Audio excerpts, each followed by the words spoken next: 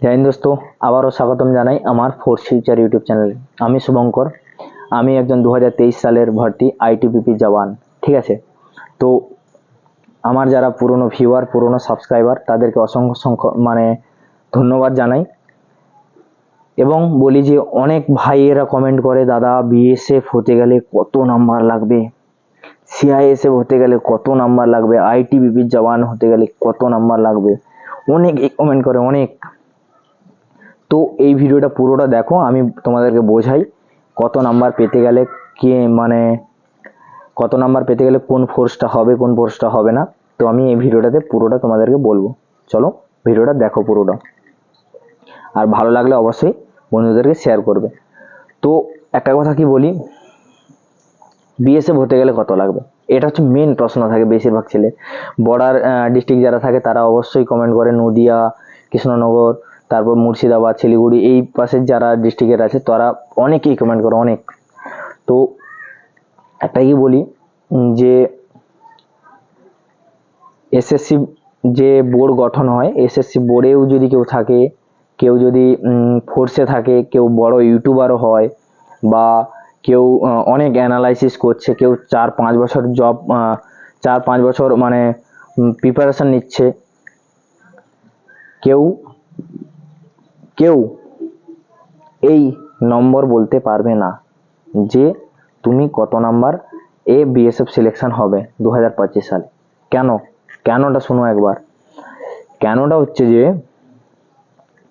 First depend করবে তোমার কত মার্কের কত ভ্যাকেন্সি এসেছে। তো 40,000 ভ্যাকেন্সি এসছে হয়তো, ধরো অ্যাপ্রক্স মানে একটা সম্ভাব্য, হয়তো 40,000 ভ্যাকেন্সি এসছে।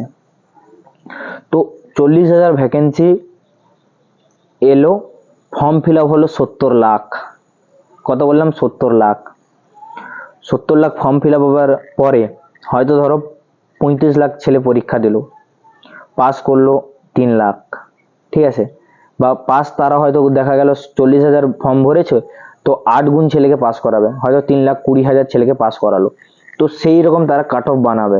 ঠিক আছে, সেই রকম তারা কাট অফ বানাবে, নিজেরাই বানাবে যে আমার 3,20,000 ছাত্র বা 3,20,000 ছেলেকেই দরকার পরীক্ষা পাস করিয়ে মেডিকেলের জন্য। তো তারা সেই রকমই আনবে। সেকেন্ড, আমাদের সময় আবার হতো যে এখন তো ফিজিক্যাল এবং মেডিকেল একসাথে হয়ে যাচ্ছে, তখন আবার কি হতো, মেডিকেলের সময় আবার একটা কাট অফ জারি হতো যে ফিজিক্যাল হয়তো 8 গুণ ছেলেকে ডেকেছে, পাস করলো হয়তো ধরো 5 গুণ ছেলে, মানে 40,000 ভ্যাকেন্সি যদি থাকে 5 গুণ ছেলে পাস করলো, মানে 2 লাখ ছেলে পাস করলো 3,20,000-এর মধ্যে। এইবারে 2 লাখ ছেলে পাস করলে তোমার হয়তো দেখো যে 2 লাখ ছেলে এসছে, আমার দরকার 40,000, তাহলে আরো একটু কাট অফটা বাড়িয়ে দিলাম। মানে কাট অফ যারা জানো না, মানে 100-র মধ্যে হয়তো ধরো 60 পেয়েছে, তাদেরকে আমি ডাকলাম, 60-এর নিচে যারা পেয়েছে তারা বাদ চলে গেল। তো এটাকে বলা হয় কাট অফ। ঠিক আছে, তো কাট অফটা আরো বাড়িয়ে দিল, হয়তো 60-এ ডেকেছিল রানিংয়ে, 70-এ ডাকলো মেডিকেলে। ঠিক আছে, এবারে হয়তো ধরো মেডিকেলে ফিট হলো 1.5 গুণ ছেলে, মানে 40,000 ভ্যাকেন্সি ছিল, 1 লাখ ছেলে ফিট হয়েছে। তাহলে 1 লাখ ছেলে যদি মেডিকেল রানিং ফিট হয়, তো 1 লাখ ছেলে কি জব পাবে? না, 1 লাখ ছেলে জব পাবে না, ভ্যাকেন্সি আছে 40,000। ঠিক আছে, তো সেক্ষেত্রে কি করা হবে, তোমার মেডিকেল ফিট হওয়ার পরেও তুমি রানিং মেডিকেল সবকিছু ফিট হওয়ার পরেও আরো কাট অফটা একটু বাড়িয়ে দেওয়া হলো, যে 40,000-এর উপরে 40,000 যতটা ভ্যাকেন্সি আছে সেই অনুপাতে যেই নাম্বারটা হবে সেই নাম্বারটা নিবে। হয়তো ধরো দেখা গেল 82-তে কাট অফ, 82-তে কাট অফ গেলে 40,000 ছেলে টিকছে, মানে 40,000 ছেলে চাকরি পাবে, তাহলে 40,000 সেই রকম ভাবে নেওয়া হবে। এরপরে কি বলি, হয়তো ধরো তুমি 82 পেয়েছো, 82-তে তুমি পেয়েছো ফার্স্ট চয়েসের কিছু সিআইএসএফ না, সব থেকে কম কাট অফ যায়, আমি বলি নিজের এক্সপিরিয়েন্সে সব থেকে কম কাট অফ যায় বিএসএফ এবং সিআরপিএফ, কারণ এদের ভ্যাকেন্সি লট অফ ভ্যাকেন্সি থাকে। এরা যে কোনো জায়গায় যদি 40,000 ভ্যাকেন্সি বেরোয় টোটাল এসএসসিজিডি বা সিএপিএফ এ, তো এরা নিজেরাই হচ্ছে সিআরপিএফ এবং বিএসএফই নিয়ে নেয় 20,000 থেকে 25,000 ভ্যাকেন্সি। বাকি আইটিবিপি হয়তো নেয় 3-4 হাজার ভ্যাকেন্সি, এসএসবি তো আরো কম নেয়, 1500-1600 ভ্যাকেন্সি নেবে বা 600-700 হতে পারে। সিআইএসএফ 1000 2000 হয়, এবং অনেক সময় ব্যতিক্রমও ঘটে, এটা একটা নর্মাল ক্যালকুলেশন। তো সব থেকে কম যায় যে বিএসএফ সিআরপিএফ, ঠিক আছে, সব থেকে কম যায়। তো 82 যদি তোমার লাস্ট কাট অফ যায়, তাহলে ভাববে যে 82তেই তোমার বিএসএফ হয়ে গেছে বা সিআরপিএফ হয়ে গেছে। সিআরপিএফটা একটু বেশি যায় বিএসএফ এর থেকে, আবার অনেক সময় উল্টোটাও হয়ে যায়।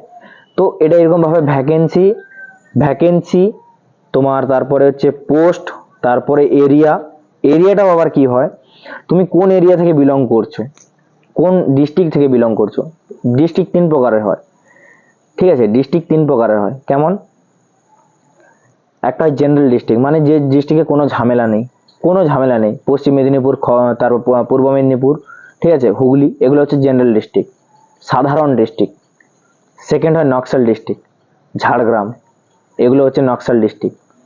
তো জেনারেল ডিস্ট্রিক্টে কোনো মানে হাই কাট অফ যাবে, এবং নকশাল ডিস্ট্রিক্টে হয়তো, নকশাল ডিস্ট্রিক্ট যেটা, তো সেটা জেনারেল ডিস্ট্রিক্ট থেকে হয়তো 5 থেকে 6 নাম্বার কম যাবে। তারপরে আরেকটা হয় বর্ডার ডিস্ট্রিক্ট, নদিয়া, মুর্শিদাবাদ, শিলিগুড়ি, এইসব, এগুলায় জেনারেল ডিস্ট্রিক্ট থেকে হয়তো 7-8 নম্বর কম যাবে। এটা একটা গেল।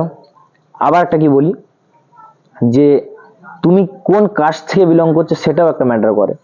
তুমি হয়তো জেনারেলে কাট অফ গেলে হয়তো 90, এসসিতে কাট অফ যাবে কিন্তু 85তে জেনারেল ছেলে জব পাবে, এসসি পাবে 85তে, হয়তো এসটি সেখানে দেখা যাবে 80তে জব পাবে, ওবিসি হয়তো দেখা যাবে 88তে জব পাবে। তো এগুলো এতগুলো ম্যাটার করে, সবকিছু ম্যাটার করে।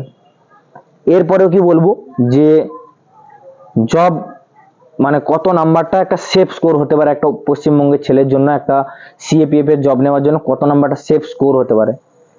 এখনকার বলবো 160 নাম্বার পরীক্ষার মধ্যে 105 থেকে 110 মার্ক হবে সেফ স্কোর।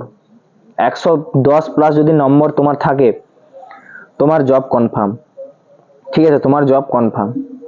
তো আমি এত কিছু অ্যানালাইসিস করে তোমাকে বললাম, যেহেতু আমি একজন আইটিবিপির জওয়ান, আমি জানি, তো বললাম।